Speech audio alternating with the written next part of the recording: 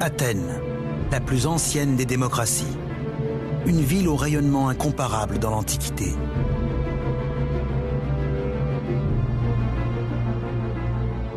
Une cité qui concentre le pouvoir et la richesse au cœur d'un puissant empire maritime. À la tête de cette ville-État, un homme semble incarner à lui tout seul la grandeur d'Athènes, Périclès.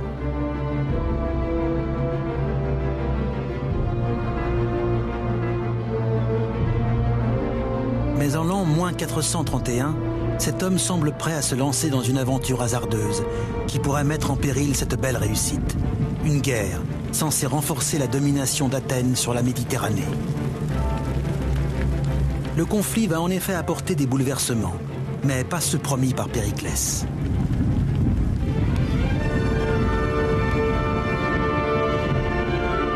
Dans cette époque troublée, un Athénien du nom de Socrate va devenir quant à lui le chef de file d'un nouvel empire inédit qui, aujourd'hui encore, est considéré comme l'héritage le plus précieux des Grecs, un empire de la raison.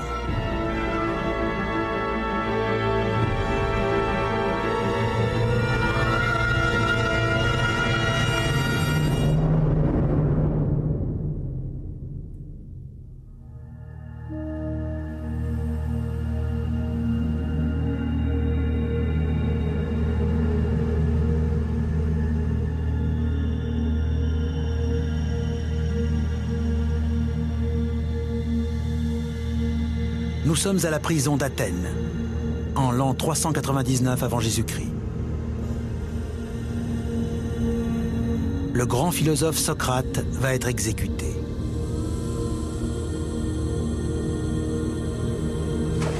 Au dehors, la cité est en ruine.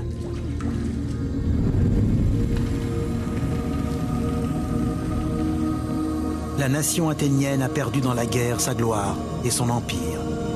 Le peuple se sent démuni. Socrate est l'un des seuls à s'être élevé contre ce conflit, l'un des seuls qui aurait pu sauver ses concitoyens de cette défaite cuisante. Pourtant, son sort est scellé.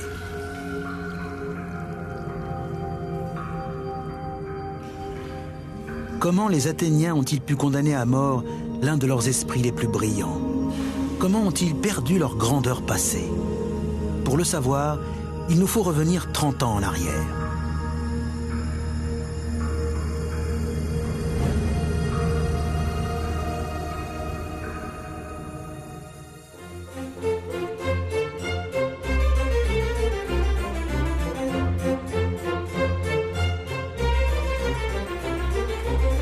En 431 avant notre ère, la cité d'Athènes est la grande puissance de la Méditerranée.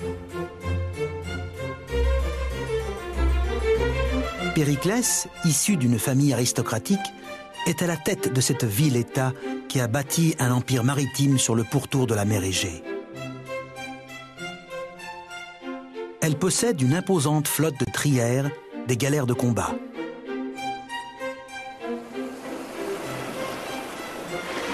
Athènes se trouve en outre au cœur d'un vaste réseau d'échanges commerciaux qui s'étend de la Grande-Bretagne à l'Inde. Une source de richesse considérable pour la cité.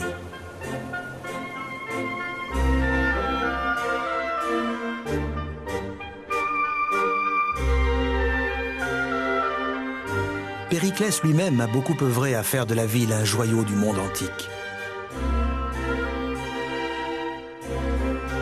Il a fait construire le Parthénon, un gigantesque temple consacré à la déesse Athéna. Un monument somptueux.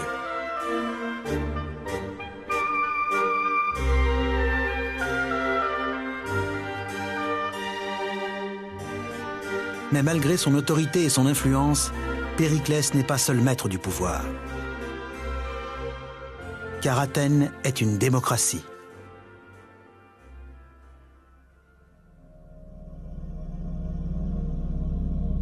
Et en voici le lieu le plus emblématique, le Pnyx, siège de l'Assemblée des citoyens.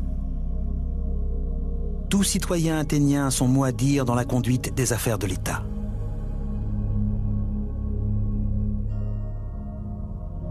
C'est ici que Périclès doit défendre sa politique et convaincre ses concitoyens.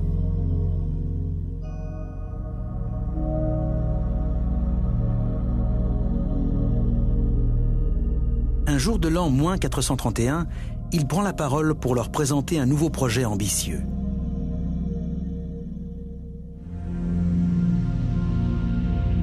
Un plan qui doit marquer l'apogée de la gloire athénienne.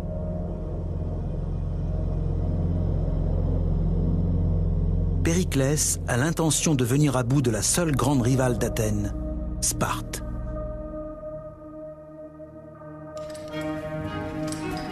Sparte est la seule cité-État grecque capable de se mesurer à Athènes. Les Spartiates règnent sur le sud du Péloponnèse et possèdent une armée redoutable. Ils sont d'ailleurs entraînés à l'art de la guerre dès leur plus jeune âge.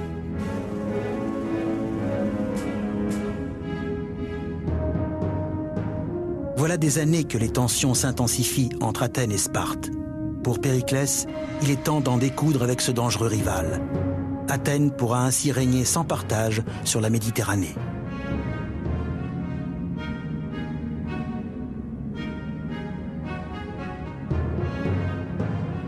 Si nous faisons la guerre, ce qui me paraît la meilleure solution, nous ne céderons sous aucun prétexte, car ce sont les plus grands dangers qui réservent les plus grands honneurs.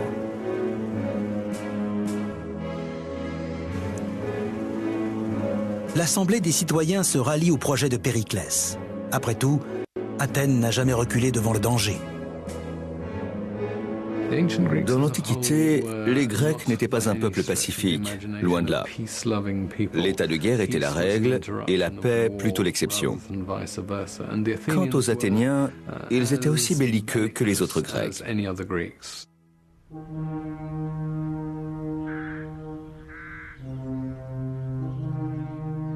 Périclès sait que la guerre contre Sparte sera difficile à remporter, car l'infanterie spartiate est redoutable. Athènes, au contraire, tire sa puissance de sa marine.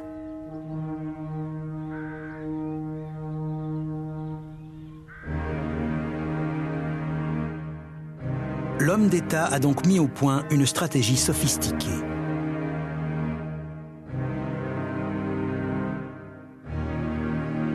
Il convainc ses concitoyens d'abandonner toutes les terres aux alentours d'Athènes et de se retrancher derrière les hauts murs de la cité qui s'étendent jusqu'au port du Pirée.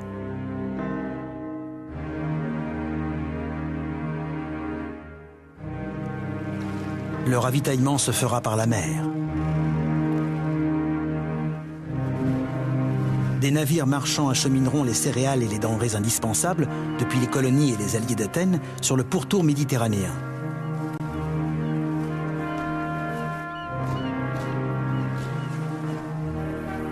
Le tout sous la protection de la flotte athénienne.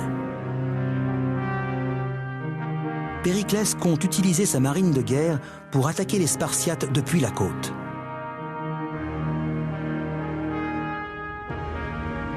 Cette stratégie révèle un jugement très fin.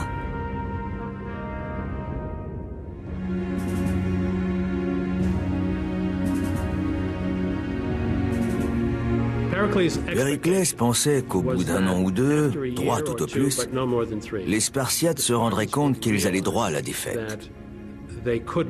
Car les Athéniens ne leur livreraient jamais la bataille d'infanterie dont ils avaient absolument besoin pour gagner. La flotte athénienne a toujours joué un rôle clé pour la cité. Elle lui a assuré de grandes victoires militaires et lui a permis de se constituer un empire.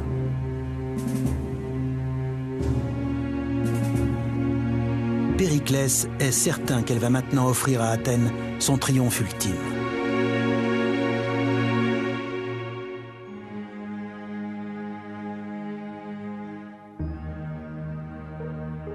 Les Athéniens affluent donc derrière les murs de la ville.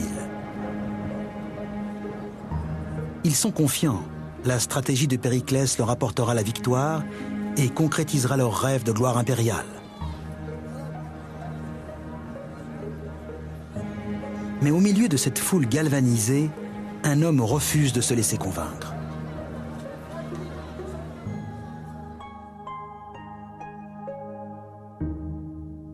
Un homme à part dans la société athénienne, Socrate.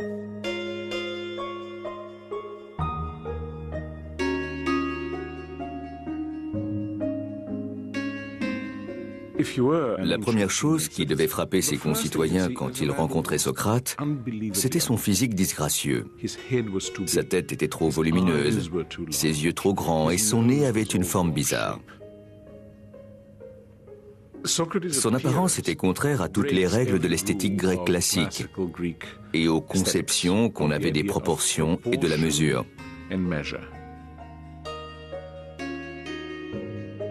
Socrate arpente les rues d'Athènes pieds nus, vêtu seulement d'une tunique crasseuse.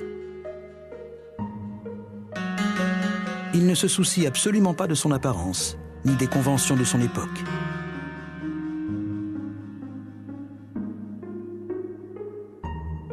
Ce qui l'intéresse, c'est la réflexion. Ce personnage atypique va prendre la tête d'une véritable révolution de la pensée, qui couve déjà depuis plusieurs années dans l'Empire grec.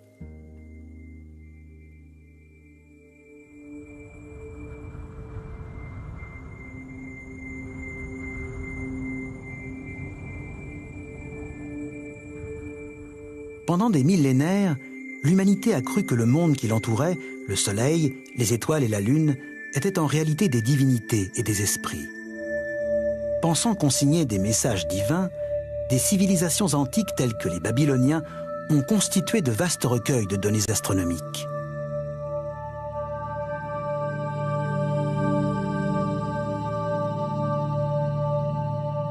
Ce calendrier venu de Babylone recense par exemple le lever et le coucher des constellations, ainsi que les dieux qu'elles représentent.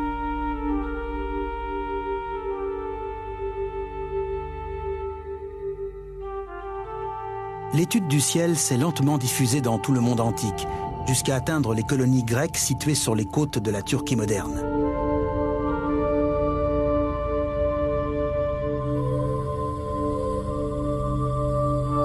C'est là qu'un bouleversement s'annonce. Car les Grecs s'approprient ce savoir astronomique et le transforment entièrement. Avec eux s'amorce la fin du règne des divinités et le début de celui de la raison. Peu à peu, les Grecs ont commencé à dire « Les étoiles ne sont pas des êtres vivants, ce sont des objets. Le monde est régi par un ordre global que l'esprit humain peut appréhender et comprendre. » Ils apprennent à prévoir la trajectoire de la Lune et des étoiles grâce à la logique et à des formules mathématiques, au lieu d'expliquer tous les phénomènes par l'intervention des dieux. C'est la naissance de la science. Thalès, le premier grand scientifique grec, rédige ainsi un traité de navigation pionnier qui explique comment utiliser les étoiles pour se guider.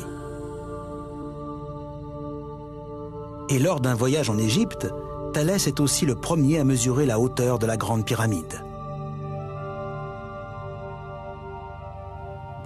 Il a eu l'idée géniale de se poster à côté de la pyramide, sous le soleil. Lorsque sa propre ombre a atteint exactement la même taille que lui, il a mesuré l'ombre de la pyramide et en a déduit la hauteur de la construction. C'est en fait l'application d'un théorème de géométrie beaucoup plus complexe. Les savants grecs seront aussi les premiers à supposer que la Terre est sphérique et non plate, et à en calculer la circonférence. Ils inventeront aussi la machine à vapeur, la pompe à eau et les ponts suspendus.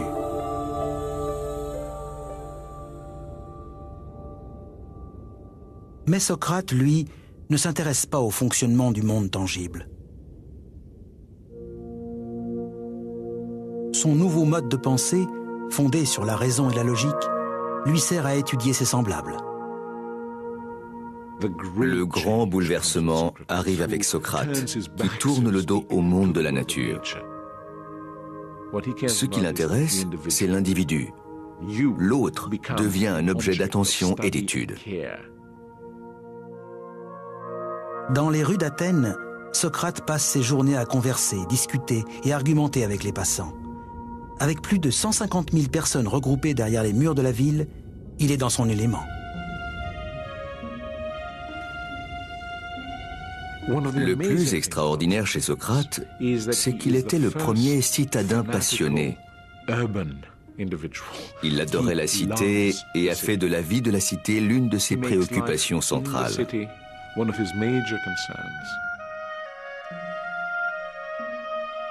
Le philosophe remet en cause sans relâche les présupposés de ses concitoyens, leur conception de la vie, de la vertu et du vice, du bien et du mal. Il prend un malin plaisir à mettre sans dessus dessous les conventions de son époque.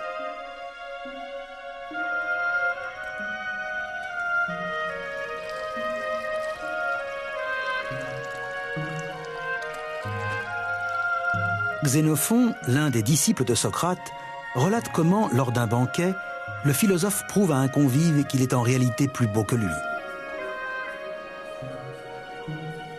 Mes yeux sont plus beaux que les tiens.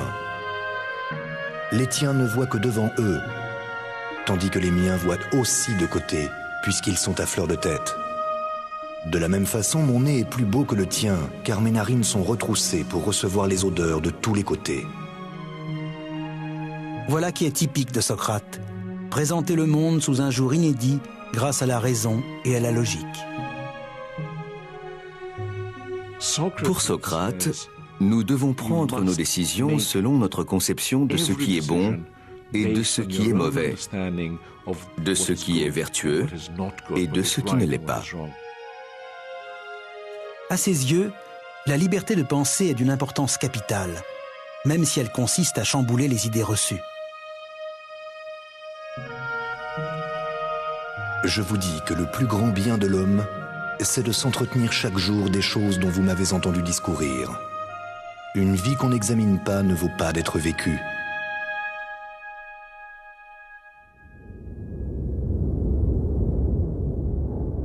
Mais tandis que Socrate débat avec ses concitoyens, la guerre a commencé.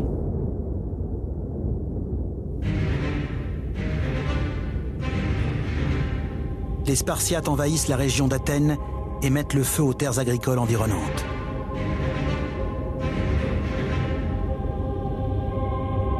Dans la cité, la peur s'installe. Les habitants assistent impuissants à la destruction de leurs champs et de leurs récoltes, qu'ils voient partir en fumée depuis les murs de la ville. Pourtant, grâce à son charisme, Périclès réussit à convaincre son peuple de s'en tenir au plan initial. La ville peut toujours compter sur sa flotte et sur les marchandises expédiées depuis l'étranger. À bord des navires, malheureusement, se cache une menace plus terrible encore que les Spartiates.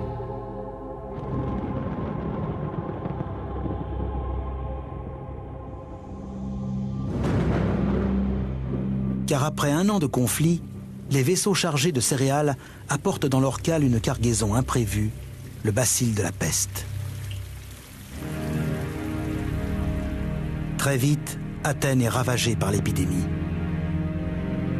Le plan de Périclès n'a pas su anticiper ces difficultés. Pourtant, dans ce contexte de surpeuplement, c'était un risque prévisible. Le résultat a été épouvantable. L'épidémie se répand comme une traînée de poudre dans la population massée dans l'enceinte de la ville. Les symptômes sont horribles, comme en témoigne l'œuvre de l'historien et chroniqueur Thucydide, qui les décrit en détail.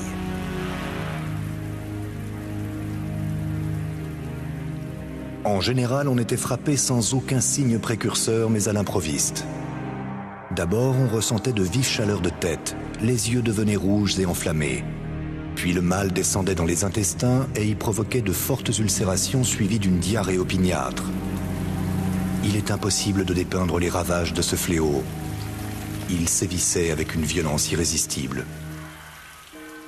La ville devait être dans un triste état, frappée d'une puanteur insupportable. C'était un enfer où régnait la terreur. Les victimes, brisées par la fièvre et pris d'une soif irrépressible, rampent jusqu'à l'intérieur des citernes d'eau pour y mourir.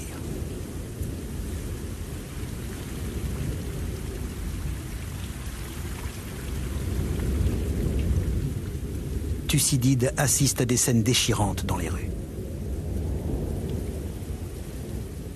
Les corps inanimés gisaient pêle-mêle. Des infortunés se roulaient dans les rues à demi-mort. Les hommes, atterrés par l'immensité de la catastrophe, avaient perdu le respect des choses divines et sacrées.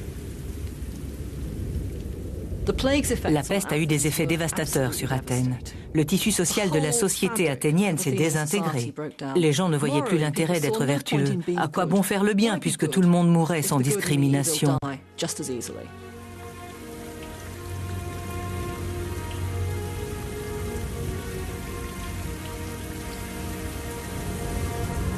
La peste emporte plus du tiers de la population d'Athènes.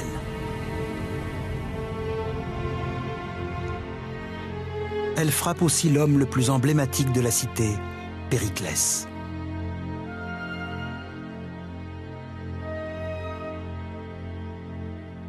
Plutarque, son biographe, décrit ainsi ses symptômes.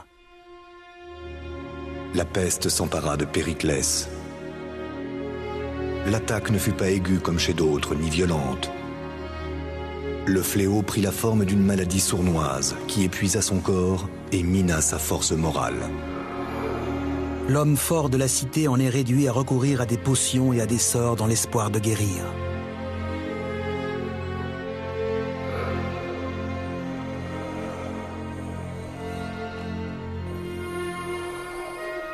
Périclès, recevant la visite d'un de ses amis, lui montra une amulette suspendue à son cou par les femmes, comme la preuve qu'il devait aller bien mal pour supporter cette sottise.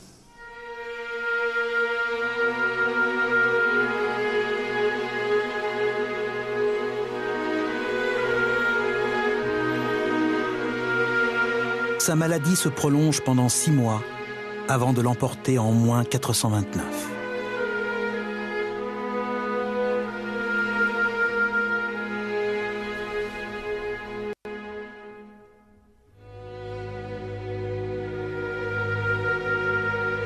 Périclès nourrissait l'ambition de faire d'Athènes la première puissance de la Méditerranée. Mais sa stratégie soigneusement planifiée n'a apporté que la désolation.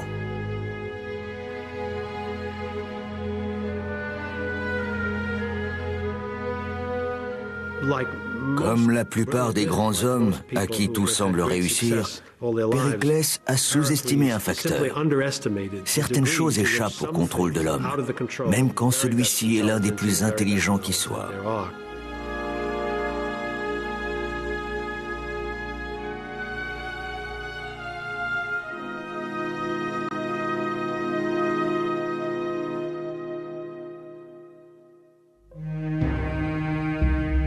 Sa mort a des effets considérables. Il s'avère très vite que le bon fonctionnement d'Athènes reposait jusqu'à présent sur un seul homme, celui qui vient de mourir. Plutarque décrit les changements rapides qui s'ensuivent.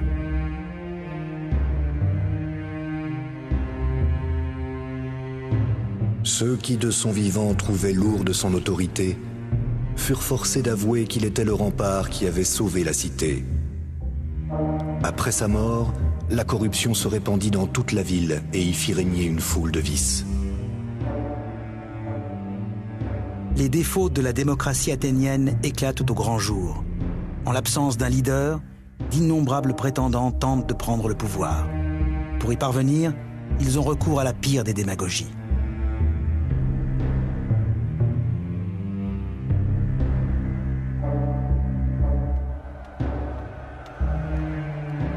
Pour flatter le peuple, les successeurs de Périclès, qui voulaient tous se hisser au premier rang, étaient portés à lui abandonner les affaires.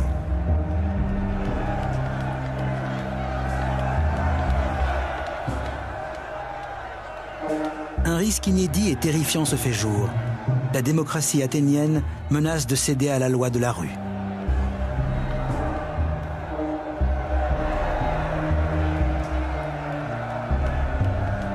Dans ces conditions, difficile de poursuivre la guerre.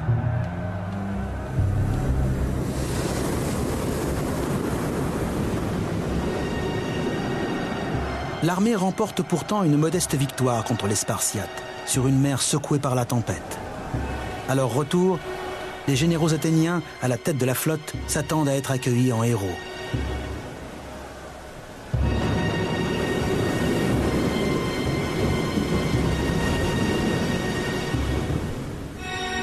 Mais dès leur arrivée, ils sont jetés en prison.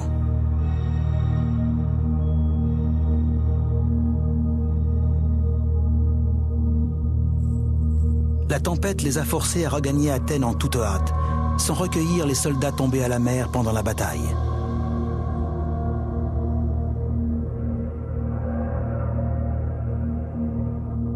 Des orateurs habiles persuadent la population que ces généraux ont commis là un crime épouvantable et ne méritent qu'un jugement sommaire avant d'être exécutés.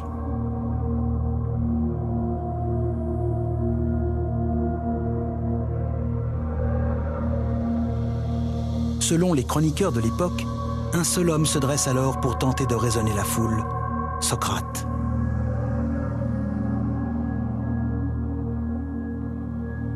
Seul contre tous, Socrate s'est élevé contre les réactions furieusement agressives exprimées par l'opinion publique.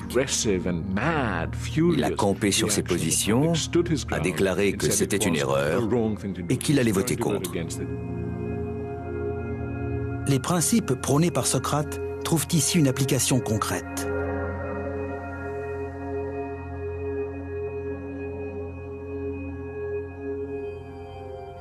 Il a refusé de se soumettre à quelque pression que ce soit et a continué à penser pour lui-même, à faire ce que lui dictait sa conscience et sa raison.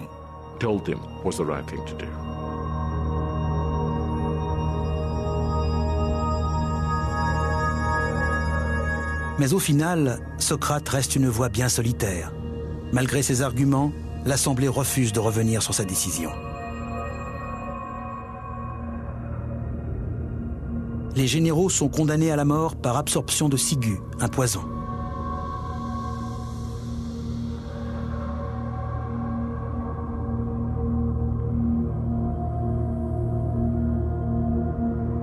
C'est une perte énorme pour l'effort de guerre athénien.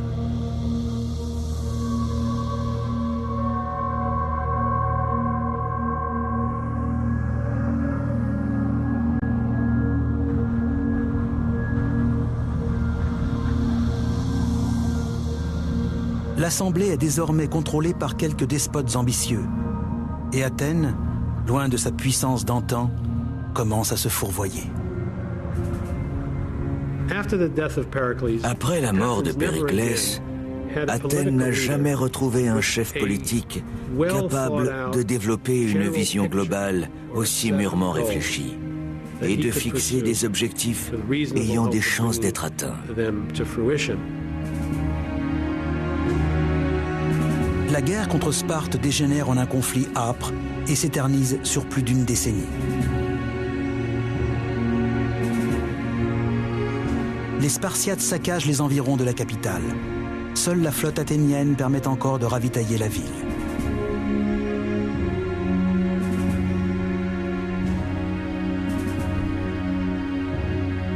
Aucun des deux camps ne parvient à prendre le dessus.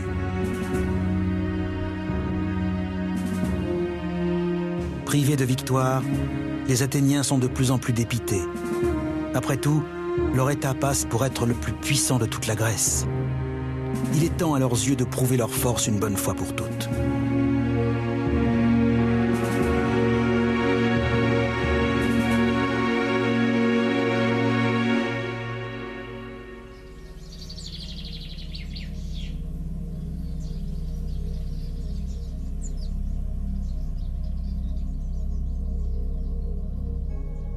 En l'an 416 avant Jésus-Christ, une proposition audacieuse est présentée à l'Assemblée. Même si elle ne garantit pas la défaite de Sparte, elle devrait permettre aux Athéniens de satisfaire leur soif de gloire. Ségeste, une petite colonie grecque située en Sicile, a demandé protection à Athènes. Elle est en guerre avec la cité voisine de Sélinonte, soutenue par Syracuse, l'allié de Sparte. Les Athéniens décident de venir en aide à Ségeste et d'humilier leurs ennemis jurés. Ils espèrent en profiter pour conquérir toute la Sicile. Un Athénien prend la parole face à l'Assemblée. Nous-mêmes, comme tout le monde, nous n'avons acquis l'Empire qu'en nous portant à l'aide de ceux qui sollicitaient notre assistance. Menons cette expédition pour rabattre l'orgueil des Spartiates. nous nous placerons tout naturellement à la tête de la Grèce entière.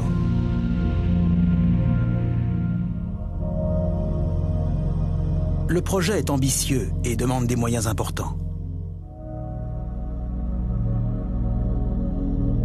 Notamment une vaste flotte de vaisseaux de guerre et quelques 10 000 hommes pour assurer le débarquement en Sicile.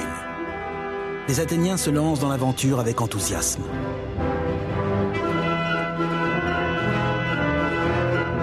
Les armuriers rallument leurs forges. Les soldats vérifient leur équipement. Des provisions sont chargées à bord des trières. Et les armateurs préparent leurs vaisseaux.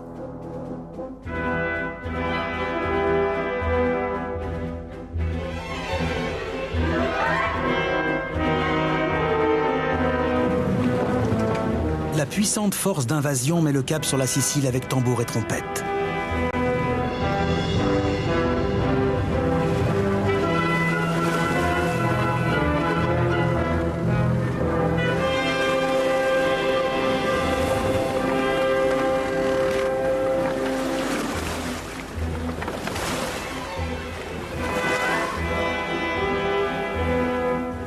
Six mois plus tard, les Athéniens apprennent que la campagne de Sicile est plus laborieuse que prévu. Il faut envoyer des renforts.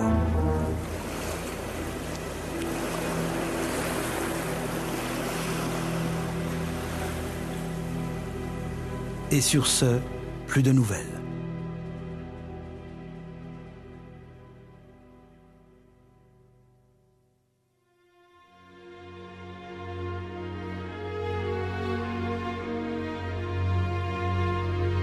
Jusqu'à l'automne de l'an -413. Un marin arrive alors à Athènes.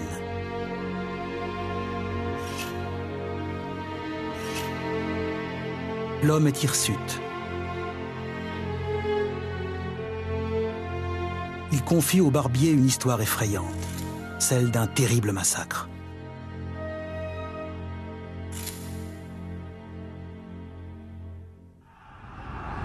Une armée d'envahisseurs mise en difficulté à peine débarquée. Des chefs de guerre incapables de se mettre d'accord sur une stratégie commune. Une pénurie progressive d'eau et de nourriture. Enfin, une tentative désespérée de traverser un cours d'eau pour prendre la fuite.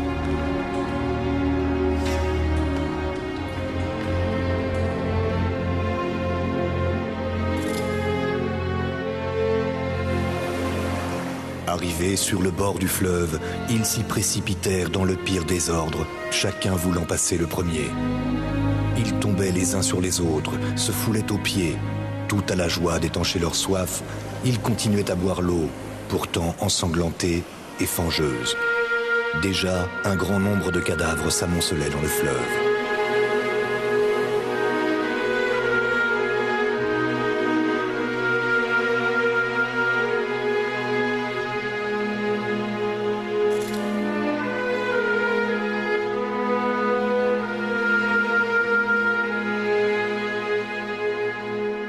C'est ainsi que les Athéniens apprennent qu'ils ont été victimes de l'une des plus grandes défaites de l'Antiquité. Plus de 50 000 hommes ont été tués ou faits prisonniers.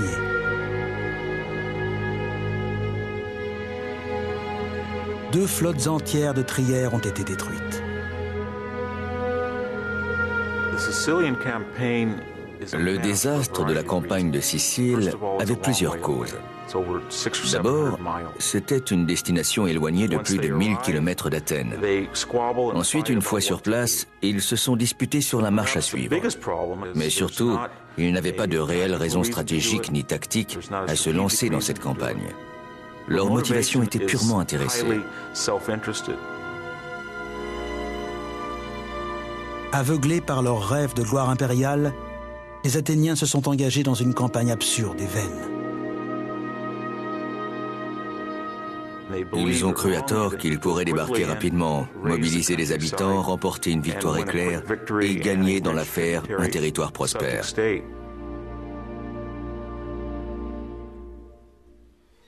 Thucydide décrit l'étendue des dégâts. Ce fut l'événement le plus glorieux pour les vainqueurs, le plus lamentable pour les vaincus. La défaite des Athéniens était entière et leur ruine totale. Armés de terre et vaisseaux, ils perdirent tout.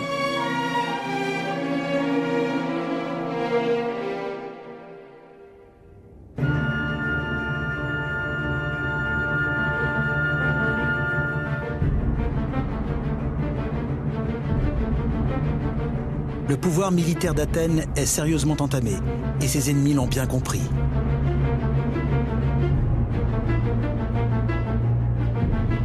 Ainsi, les Perses, humiliés par Athènes 50 ans plus tôt, voilà l'occasion rêvée de prendre leur revanche.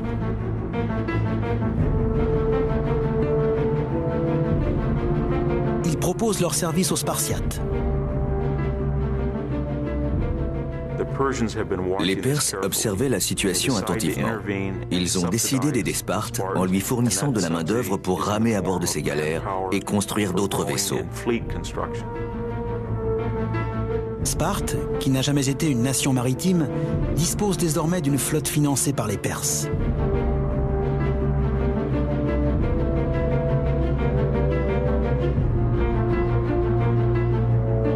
En face, la force navale athénienne a été décimée par la campagne de Sicile. Les Spartes organisent donc le blocus des ports d'Athènes. Les convois de céréales venus d'Égypte et des colonies grecques ne peuvent plus passer. Bientôt, la famine frappe la cité.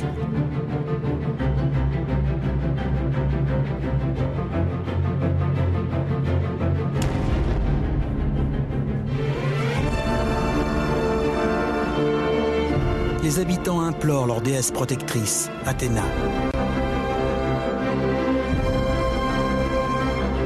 « 30 ans auparavant, au temps de l'âge d'or d'Athènes, Périclès avait fait construire un temple fastueux en son honneur.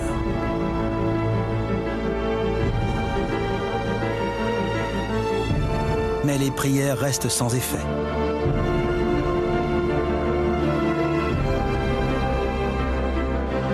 Le déclin d'Athènes est indiscutable. Sa population, décimée par la peste et la guerre, est assiégée et affamée. Les caisses de l'État sont vides et sa flotte, autrefois si conquérante, fait maintenant piètre figure.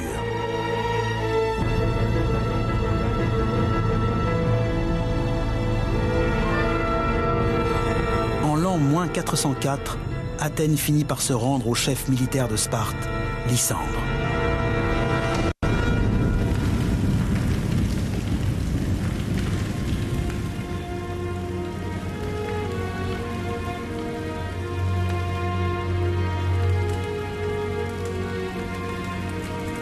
Les vainqueurs sont sans pitié.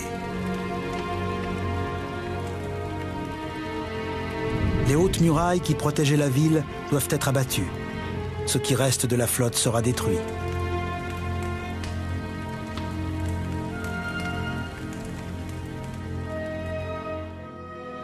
Il y a cet épisode très frappant où la flotte de Lysandre entre dans le port du Pirée pour démanteler la force navale athénienne. Cette destruction symbolise l'écroulement de l'Empire athénien.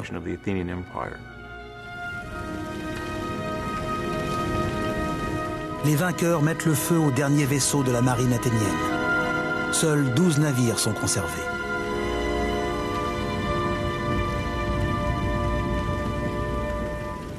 C'est la fin de la suprématie d'Athènes.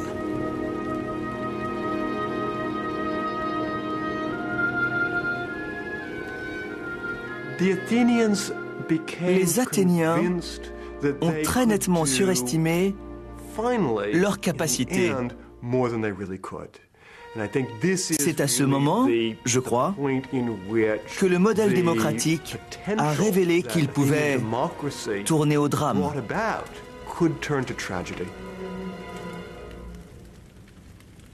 Ils ont accompli de grandes choses, mais n'étaient pas tout-puissants.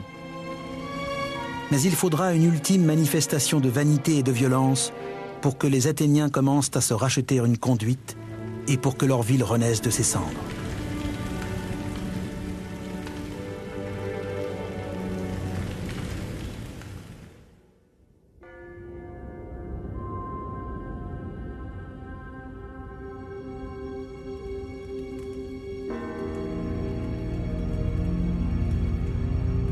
Pour l'heure, humiliés et privés de leur empire, ils cherchent un bouc émissaire pour expliquer leur défaite.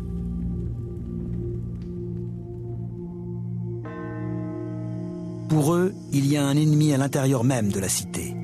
Un homme qui a osé contester leur rêve de suprématie.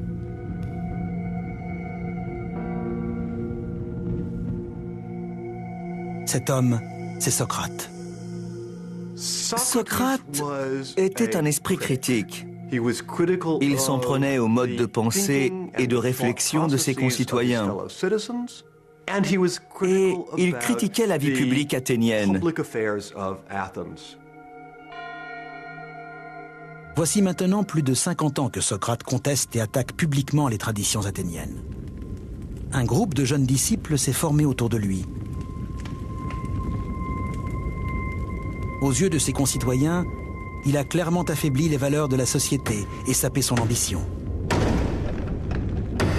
Sur l'ordre de l'Assemblée, Socrate est arrêté pour avoir mis en doute la religion officielle et corrompu la jeunesse de la cité.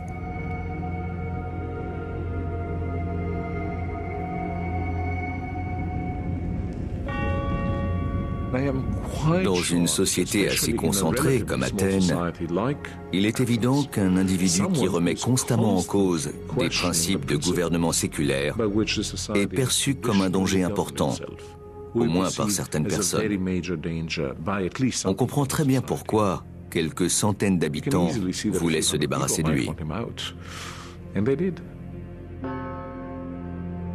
Les Athéniens vont juger l'homme qui a osé contester leur façon de vivre.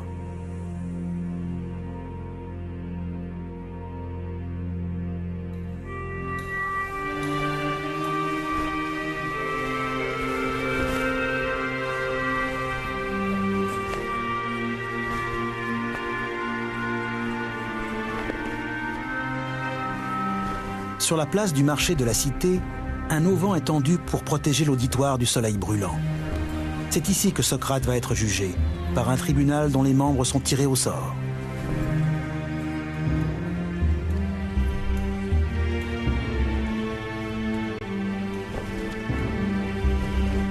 De nos jours, un tel procès nous paraîtrait inacceptable. Le système juridique athénien était extrêmement différent de nos systèmes contemporains. Il n'y avait ni avocat, ni juge professionnel. De notre point de vue, ce système peut même sembler plutôt inquiétant. À Athènes, le droit n'avait pas la place qu'il a aujourd'hui dans nos sociétés.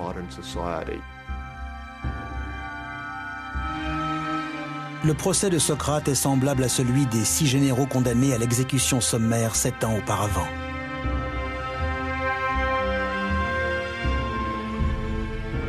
Le philosophe n'a qu'un temps limité pour se défendre. Dans les tribunaux athéniens, toutes les plaidoiries sont chronométrées à l'aide d'une clepsydre, une jarre pleine d'eau se vidant régulièrement dans un autre récipient.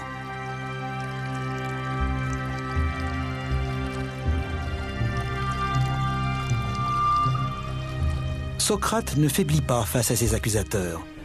Bien au contraire, il s'entête et explique que ses principes de vie, loin d'avoir corrompu Athènes, n'ont amené que des bienfaits à la cité. La comparaison vous paraîtra peut-être un peu ridicule. Mais je suis attaché à cette ville comme à un coursier puissant que sa grandeur même appesantit et qui a besoin d'un éperon qui l'aiguillonne. C'est ainsi que j'ai été choisi pour gourmander chacun de vous partout et toujours, sans vous laisser aucune relâche. Il ne cherche nullement la compassion du tribunal, mais place sa vie et sa personne en porte-à-faux avec l'État athénien tout entier.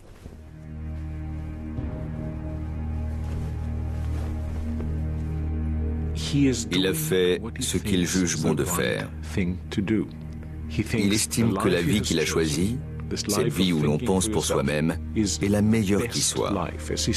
Comme il le déclare, une vie qu'on n'examine pas ne vaut pas d'être vécue pour un être humain.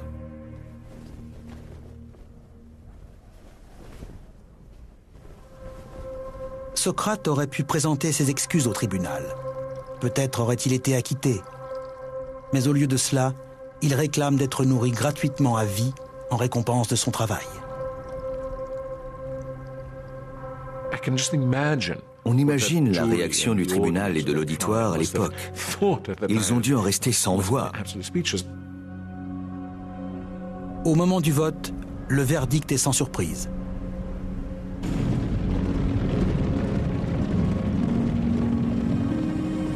Socrate est jugé coupable et condamné à mort.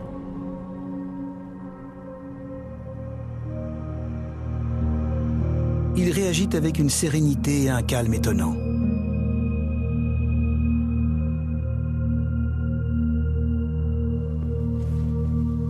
Il est temps que nous nous quittions. Moi pour mourir et vous pour vivre. Qui de nous aura le destin le plus heureux? Personne ne le sait, excepté Dieu.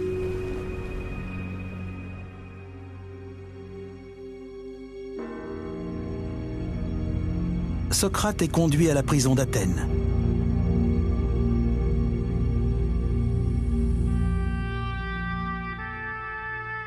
Le site est encore visible aujourd'hui. On y devine les contours de la cellule dans laquelle Socrate a sans doute été incarcéré.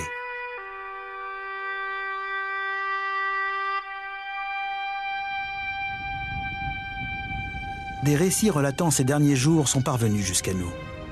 Ils proviennent de ses amis et disciples venus le voir en prison et comptent parmi les écrits grecs les plus célèbres.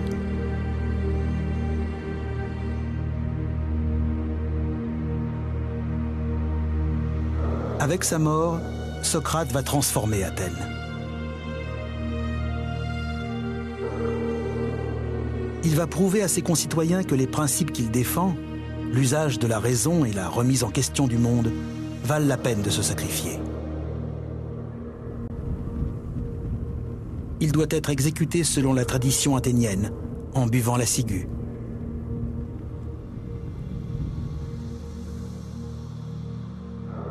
Certains récipients destinés à contenir le poison ont été conservés. Ce mode de mise à mort est atrocement douloureux, car il paralyse progressivement le système nerveux central.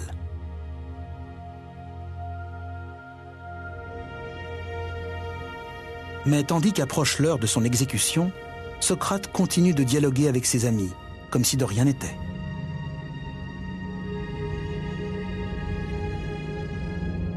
C'est en cet instant que la destinée m'appelle.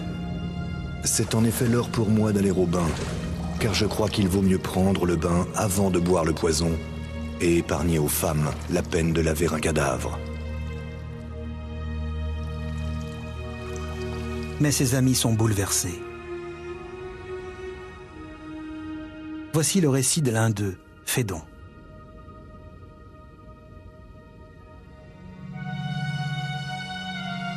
J'eus beau me contraindre, mes larmes s'échappèrent à flots. Alors je me voilai la tête et je pleurai sur moi-même. Tous les disciples avaient le cœur fendu, excepté Socrate lui-même qui dit « Que faites-vous là, étranges amis ? J'ai toujours entendu dire qu'il fallait mourir sur des paroles de bon augure. Soyez donc calmes et fermes. »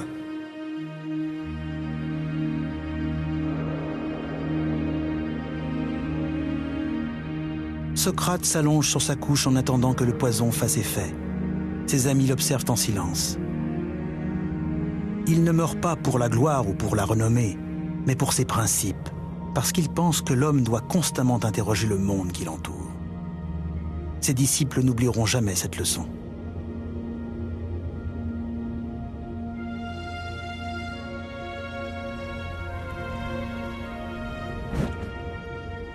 Socrate, par sa vie et sa mort, devient un héros grec d'un nouveau genre. Désormais, le héros est un homme de conviction qui suit exclusivement ce que lui dicte sa conscience intellectuelle. C'est une façon inédite de concevoir l'humain et l'idéal de l'homme vertueux.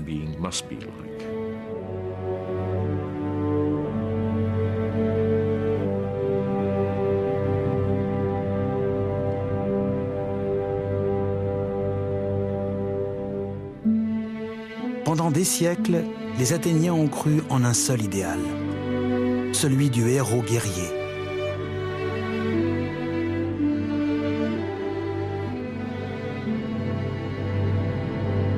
Ceci les a conduits à vaincre des ennemis puissants et à bâtir un empire influent. Mais après avoir vécu l'humiliation de la défaite, ils découvrent une nouvelle figure emblématique à vénérer. Des effigies de Socrate ont été retrouvées parmi les ruines de la prison d'Athènes. peut-être des offrandes faites aux philosophes exécutés. L'enseignement capital laissé par Socrate, c'est la nécessité d'être critique, surtout à l'égard de soi-même. On observe un fait intéressant parmi les Athéniens dans les années suivant l'exécution de Socrate. Une même aptitude à se remettre en cause, à admettre qu'ils sont peut-être allés trop loin par le passé et à entrer dans une forme de maturité. Athènes ne retrouvera jamais sa puissance impériale, mais elle ne se soumettra jamais plus au règne de la démagogie.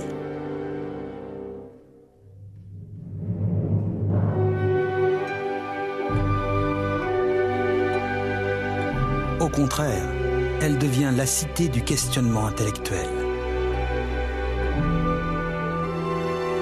Un lieu d'étude et de débat où les disciples de Socrate, puis leurs propres élèves, dessineront les contours d'un monde fondé sur la raison.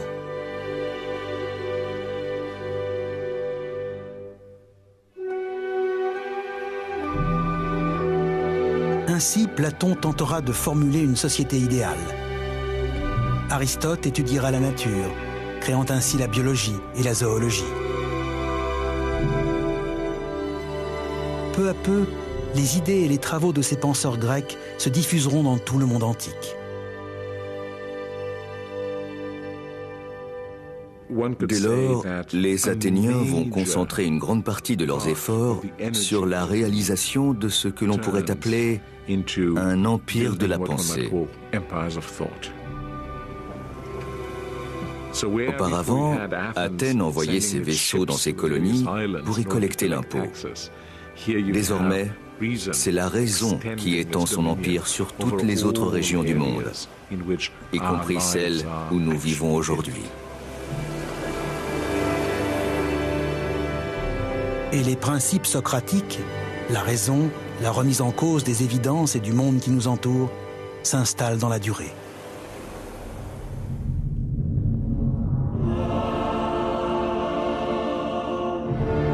En moins de 2 siècles, la Grèce antique a transformé le monde.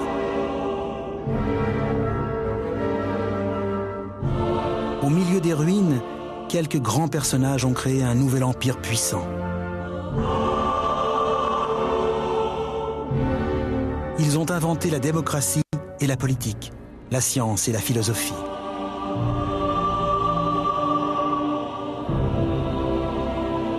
Ils nous ont laissé une littérature et un théâtre qui continuent de nous émerveiller, des œuvres d'art et des monuments impressionnants. Enfin, ils nous ont appris à raisonner et à penser.